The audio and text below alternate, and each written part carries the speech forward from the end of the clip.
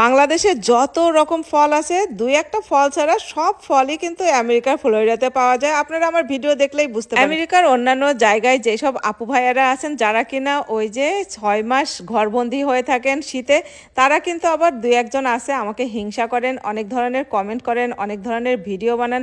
যাই হোক, আমি এগুলা একদমই কেয়ার করি না। আবার অনেকেই বলে ফ্লোরিডা ভালো না, কারণ ফ্লোরিডাতে সাপ কুমির এগুলা থাকে। আজ পর্যন্ত কখনো শুনছেন সাপ কুমিরের কামড়ে মানুষ মারা গেছে কিংবা হসপিটালে ভর্তি আছে?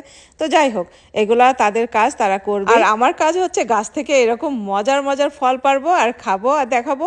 আমেরিকা তো আর কারো রেজিস্ট্রি করা না, তোমরা ইচ্ছা করলে তোমরা এসেও খাইতে পারো, কোনো অসুবিধা নাই। আর তোমাদের তো টাকা আছে, তোমরা টাকা দিয়ে কিনে কিনে খাও। আর যাই কোথা থেকে, আমাদের এখান থেকেই যাই তোমাদের ওখানে, তোমরা টাকা দিয়ে কিনে কিনে খাবা। কিন্তু গাছ থেকে পেরে ফল খাওয়ার মজাই আলাদা। এইরকম টসটসা তাজা ফল, আর এই ফলগুলোর ভিতরে কোনো ফরমালিন নাই, কিছু নাই, এত মজা, এত টেস্টি, মিষ্টি।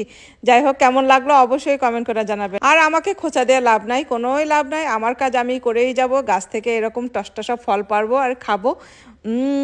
সো মজা আর ইয়ামি। কেমন লাগলো অবশ্যই কমেন্ট করে জানাবেন। আল্লাহ হাফেজ।